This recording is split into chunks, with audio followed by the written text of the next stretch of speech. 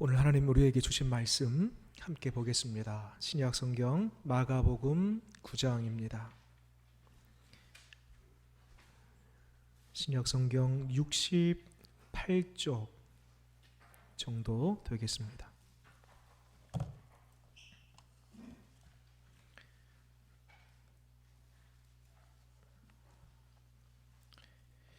마가복음 9장 14절에서 29절까지의 말씀입니다.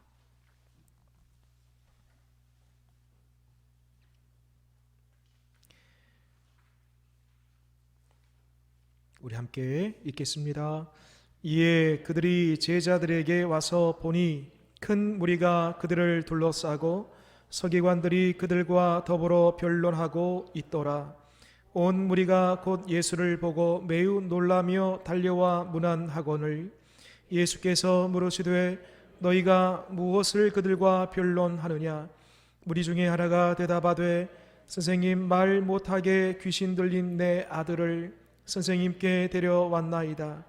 귀신이 어디서든지 그를 잡으면 거꾸로 지어 거품을 흘리며 이를 갈며 그리고 파리해지는지라. 내가 선생님의 제자들에게 내쫓아 달라 하였으나 그들이 능히 하지 못하더이다. 대답하여 이르시되 믿음이 없는 세대여, 내가 얼마나 너희와 함께 있으며 얼마나 너희에게 참으리요. 그를 내게로 데려오라 하시매 이에 데리고 오니 귀신이 예수를 보고 곧 그 아이로 심히 경련을 일으키게 하는지라. 그가 땅에 엎드려져 구르며 거품을 흘리더라. 예수께서 그 아버지에게 물으시되 언제부터 이렇게 되었느냐 하시니 이르되 어릴 때부터니이다. 귀신이 그를 죽이려고 불과 물에 자주 던졌나이다. 그러나 무엇을 하실 수 있거든 우리를 불쌍히 여기사 도와주옵소서. 예수께서 이르시되 할 수 있거든이 무슨 말이냐? 믿는 자에게는 능히 하지 못할 일이 없느니라 하시니 곧 그 아이의 아버지가 소리를 질러 이르되 내가 믿나이다. 나의 믿음 없는 것을 도와주소서 하더라.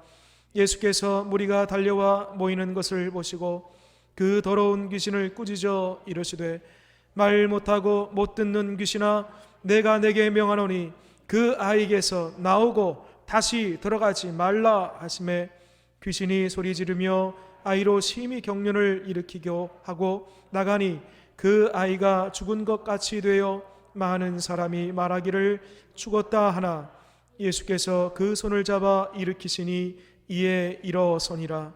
집에 들어가심에 제자들이 조용히 묻자오되 우리는 어찌하여 능히 그 귀신을 쫓아내지 못하였나이까?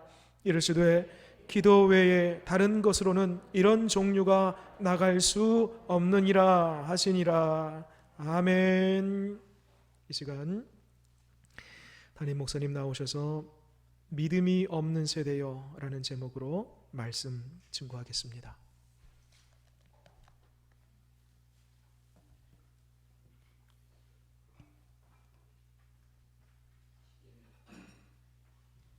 십계명을 펴겠습니다. 7계명을 같이 하겠습니다. 제7은 간음하지 말라.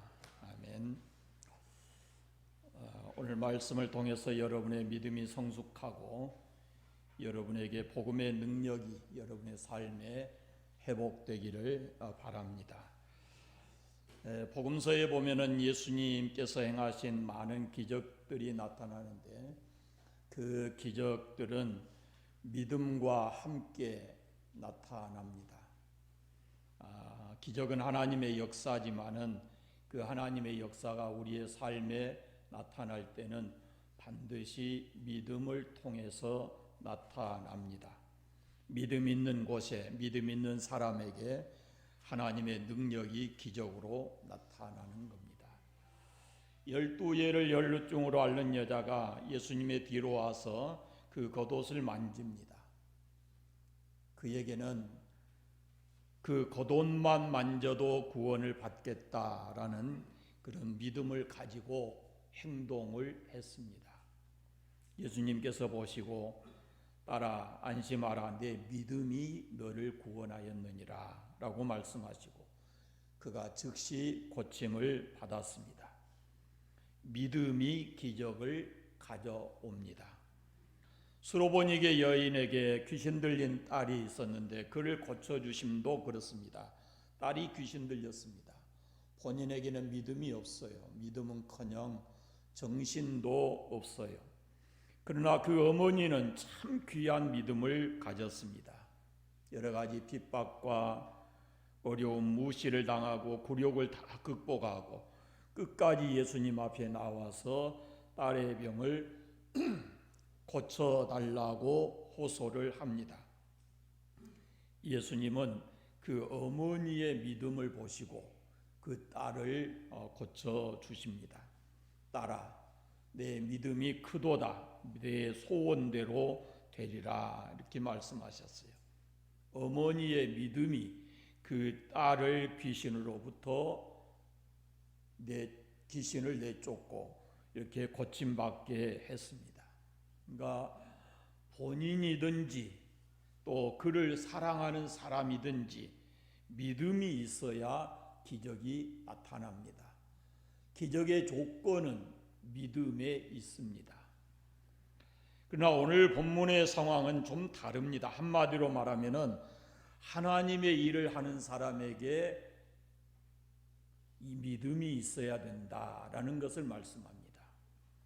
우리가 하나님의 일을 할 때 반드시 가져야 될 믿음이 있습니다. 그 첫째는 하나님께는 불가능이 없다라는 믿음을 가져야 합니다.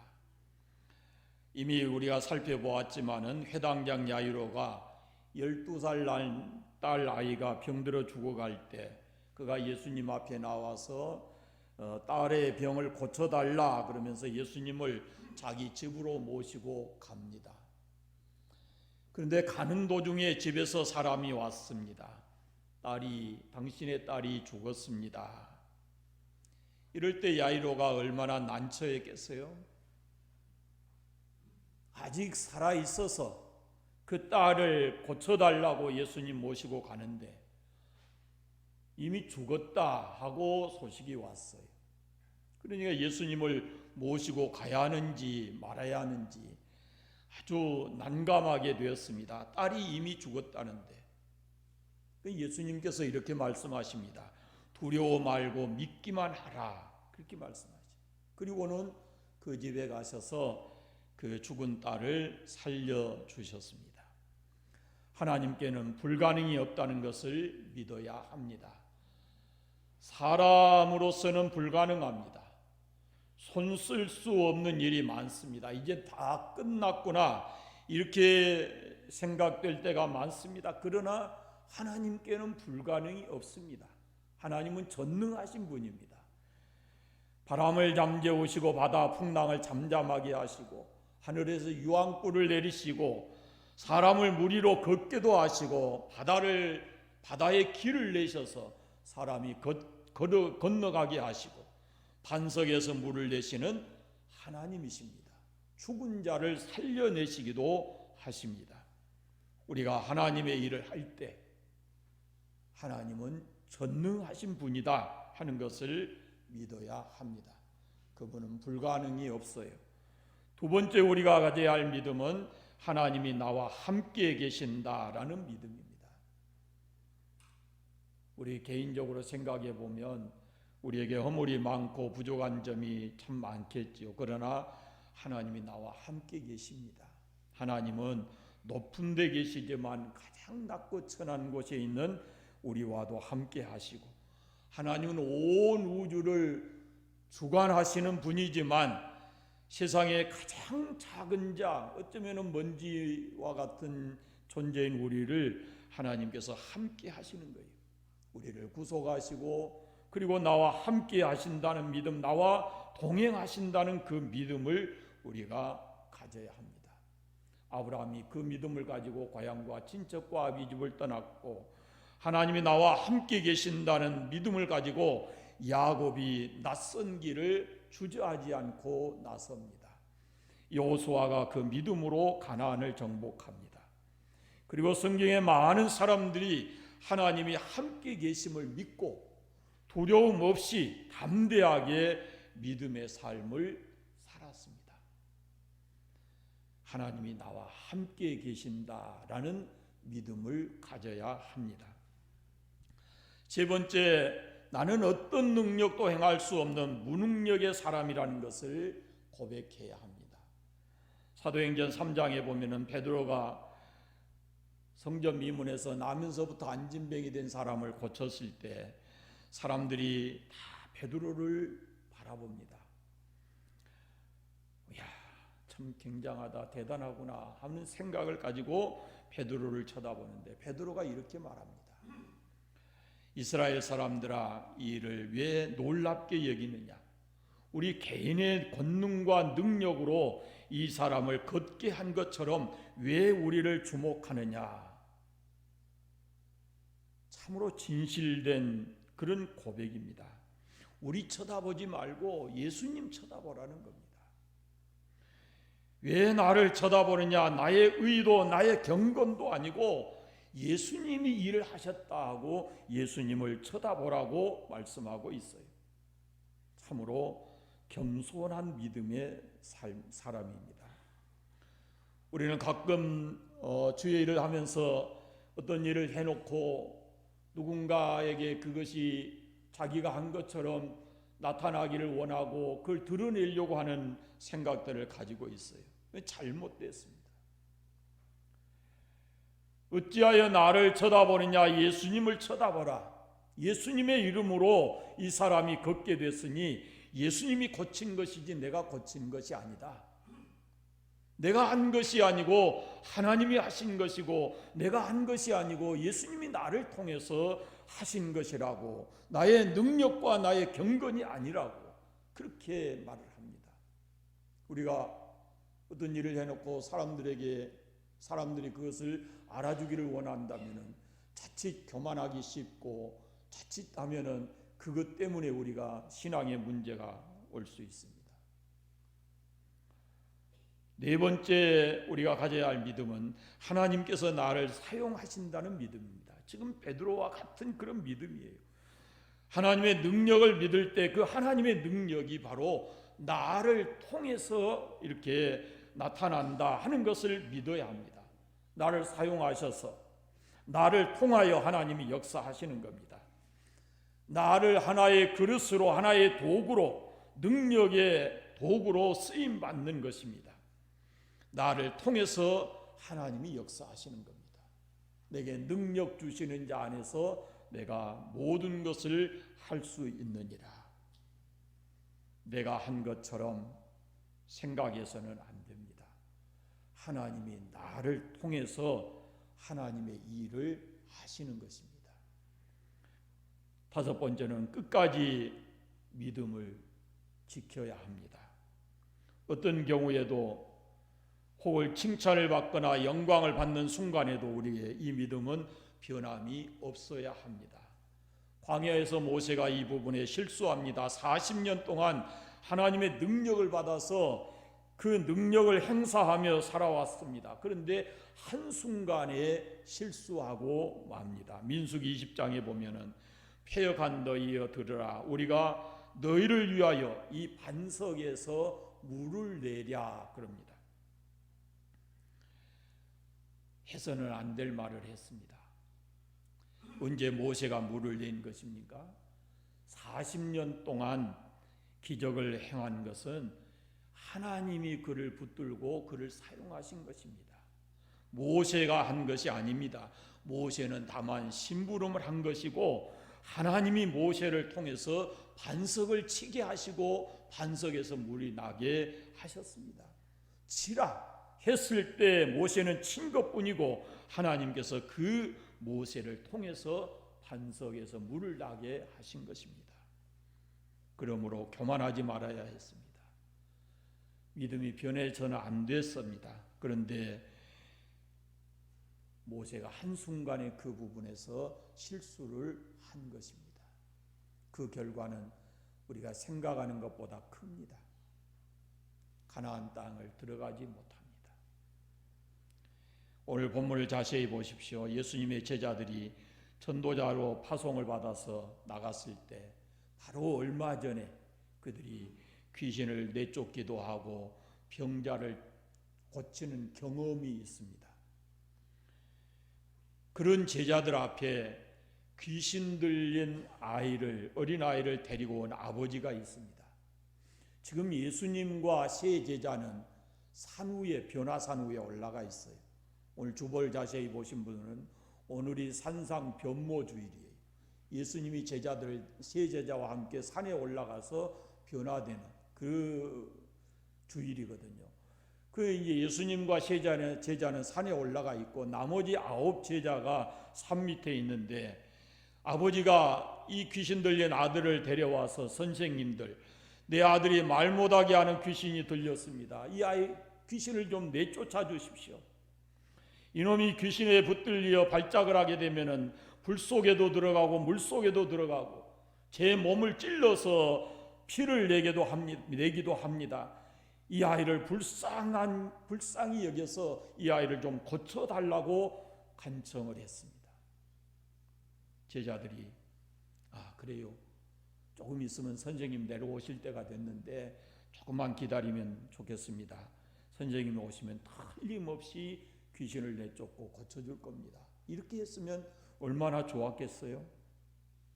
근데 말씀드린 대로 이들이 얼마 전에 파송받아서 나가가지고 귀신도 내쫓아봤고 병자도 고쳐봤어요. 그런 경험이 있어요. 그래서 자신만만했을 거예요. 그래서 그 중에 누군가가 예수의 이름으로 명하노니 나가라, 그렇게 명을 했는데 귀신이 안 나가요. 또 다른 사람이 거기에 또 다른 누군가가 나서서 나사렛 예수의 이름으로 명하노니 나가라, 이렇게 해도 안 나가는 거예요. 얼마 전에는 틀림없이 나갔어요. 그런데 이 사람들이 이런저런 말로 별 말을 다 해보지만 누구도 그 귀신을 쫓아내지 못했습니다. 사람들이 웅성거리기 시작합니다. 이 사람들이 능력이 있냐 없냐, 예수님의 제자가 맞는 것이냐. 이렇게 되고 보니까 이 귀신 들린 아이 아버지가 크게 실망을 합니다. 마지막으로 기대하고 왔는데 크게 낙담이 됐습니다. 그러자 거기 있는 사람들 사이에 제자들은 못했지만 그 선생님은 하실 수 있을 거다, 조금 기다려보면 선생님이 올 것인데 그때 한번 기다려보자 하면서 자기들끼리 이런저런 이야기를 주고받습니다. 그때 예수님께서 산에서 내려오셨습니다. 무슨 일이냐, 왜들 이렇게 떠드느냐 하면서 예수님이 묻습니다. 그때 이 아이의 아버지가 불쑥 나타나서 지금까지 있었던 일들을 차초지종 예수님 앞에 말씀드립니다. 말 못하게 하는 귀신 들린 내 아들을 선생님께 데려왔는데 선생님의 제자들이 못 고쳤습니다. 그랬어요. 그러면서 그 다음에 하는 말이 마음 아픈 거죠. 무엇을 하실 수 있거든 우리를 불쌍히 여기사 도와주옵소서. 그 아버지의 말 속에는 의심이 잔뜩 들어있어요. 무엇을 하실 수 있거든. 그동안에 다른 신도 찾아보았고 이런저런 사람을 쫓아다니면서 아들의 병을 고쳐보려고 노력했어요. 그리고는 마지막에 지금 예수님께 왔는데 예수님은 안 계시고 제자들에게 부탁했는데 실망했습니다. 그리고 이제 예수님 앞에 왔잖아요. 그 예수님을 100% 믿을 수 있었겠습니까? 그래서 반신반의하고 이렇게 말을 한 겁니다. 무엇을 하실 수 있거든 우리를 불쌍히 여기시고 도와주옵소서라고 한 것이에요. 그때 예수님께서 책망하시듯 말씀하십니다. 할 수 있거든이 무슨 말이냐, 믿는 자에게는 능히 하지 못할 일이 없느니라. 의심하지 말고 믿으라, 이렇게 말씀하신 거예요. 그때 아이 아버지가 소리질러 말합니다. 내가 믿나이다. 나의 믿음 없는 것을 도와주소서, 그렇게 말했습니다. 예수님께서 귀신을 내쫓습니다. 귀신을 꾸짖습니다. 말 못하고 못 듣는 귀신아, 내가 네게 명하노니 그 아이에게서 나오고 다시 들어가지 말라라고 귀신을 내쫓고 그 아이를 고쳐 주셨습니다.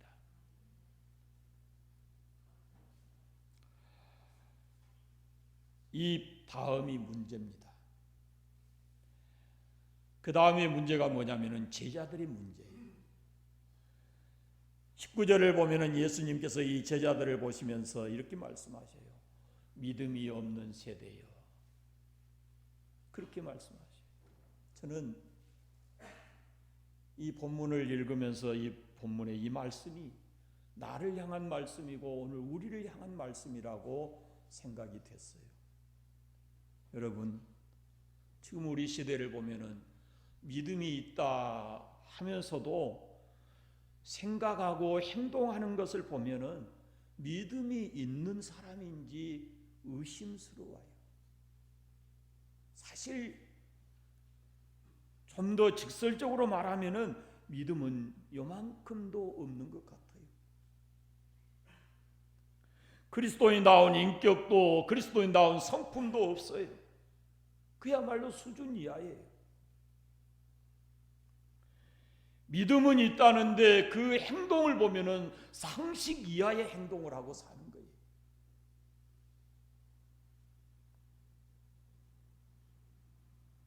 (28절의) 말씀을 보시면은 제자들이 집에 들어가서 조용히 묻습니다. 우리는 어찌하여 능히 이 귀신을 쫓아내지 못하였습니까? 라고 말해요. 이 말 속에는 얼마 전에는 우리가 귀신도 내쫓았고 능력도 행했는데 오늘은 왜 안 된 겁니까? 이렇게 묻는 거예요, 지금. 그때 예수님이 뭐라고 말씀하신가? 29절 보십시오. 기도 외에 다른 것으로는 이런 종류가 나갈 수 없느니라, 이렇게 말씀하시죠. 계속해서 기도하지 아니하면 믿음을 지속할 수가 없고 능력을 행할 수가 없다라는 말씀이에요.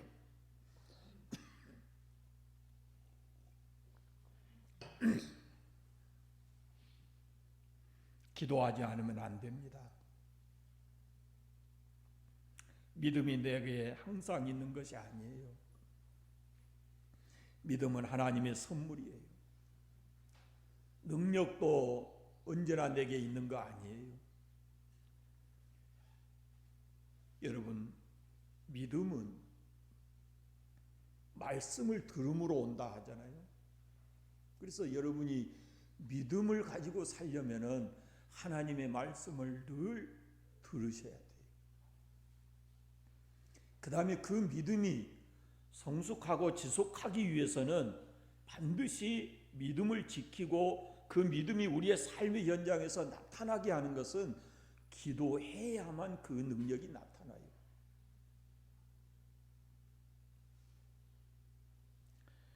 기도의 줄이 하나님과 다 있어야만, 그래야만 믿음을 지키고 그리고 삶의 현장에서 믿음의 능력이 나타나는 그런 삶을 살아갈 수가 있습니다. 믿음은 말씀으로 생기고 믿음은 기도로 지키는 겁니다. 그러면 기도는 언제 어디서 어떻게 해야 하는 것인가? 기도는 항상 합니다. 어디서든지 합니다. 그러나 기도하기에 가장 좋은 곳이 교회인 줄로 믿습니다. 내 집은 만민이 기도하는 집이라, 그렇게 말씀하셨어요. 집에서 기도하는 것 그럴 수 있습니다. 그렇게라도 해야 합니다.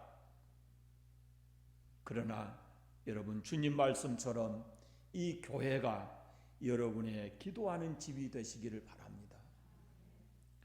하나님의 집인 이 교회가 멀어지면 안 돼요. 여러분, 우리가 어려운 시대에, 참 힘든 시대에 살아가지만 이 어려운 시대에 우리가 하나님의 사람으로서 믿음을 잃지 않고 살기 위해서는 기도에 힘써야 합니다. 새벽기도에, 수요기도에 더 많은 사람들이 나오셔서 기도할 수 있기를 바랍니다. 기도는 시간이 기냐 짧으냐가 중요한 게 아니에요. 여러분이 예배하기 위해서 이 자리를 향해서, 교회를 향해서 발걸음을 시작하는 그 순간 여러분이 기도하려고 여러분의 발걸음을 교회를 향하는 그 순간에 하나님은 이미 여러분의 마음을 보시고 여러분의 기도의 제목을 들으시고 여러분의 그 기도를 응답하신다고 하는 사실입니다. 사랑하는 여러분, 단 5분, 하루 단 5분이라도 아니면은 꼭 여러분이 믿음을 지키시기 위해서 어디서든지 기도하시기를 바랍니다.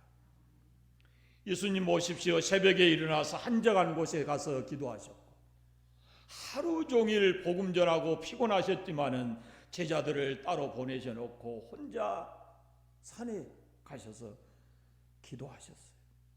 죽음을 앞에 두고 겟세마네 동산에 가셔서 기도하시잖아요. 여러분 곁에 결코 멀지 않는 곳에 주께서 피 흘려 세우신 이 교회, 우리가 기도해야 될 집 교회가 있음을 잊지 않기를 바랍니다. 베드로가 예수님 모른다고 부인한 줄 아십니까? 예수님께서 시험에 들지 않게 깨어있어 기도하라. 마음에는 원이로되 육신이 약하도다 라고 말씀하셨는데 기도하지 않아서 시험에 든 것입니다. 어제 있던 믿음이 오늘 있는 게 아닙니다. 어제 있는 능력이 오늘 있는 게 아니에요. 그 믿음과 그 능력을 지켜가기 위해서는 하나님 말씀을 들어야 하고 그 말씀 속에서 자라는 믿음을 기도로 지켜가야 하는 것입니다. 마르틴 루터가 이런 말을 했습니다. 내가 아침에 2시간을 기도하지 않으면 그날은 마귀에게 지는 날이다. 기도하지 아니한 그날은 마귀에게 진다고 했습니다. 얼마나 절실한 경험에서 나오는 그런 고백입니까? 그런데 2시간 아니라 우리는 10분만 기도해도 마귀와 대적에 싸울 힘이 생기는 줄로 믿습니다. 시간이 중요한 게 아니에요. 긴 시간이 중요한 게 아니고 여러분의 하루의 삶이 기도로 시작하고 그리고 하루가 끝날 때도 기도로 끝을 낼 수 있기를 바랍니다. 우리는 지금 믿음이 없는 시대에 살아가고 있습니다. 우리가 이미 믿음을 가졌다고 하지만은 자칫 우리가 믿음을 잃기 쉬운 시대에 우리가 살아가고 있어요. 그런 환경 속에 있어요. 여러분, 교회만 벗어나면 우리에게 들려오는 소식이 우리의 믿음을 뚝뚝 떨어뜨리는 소식들이에요. 여러분이 이 믿음을 지키기 위해서 여러분의 믿음이 이렇게 무너지지 않기 위해서는 교회에 와서 하나님의 말씀을 들어야 여러분의 믿음이 생기는 거예요.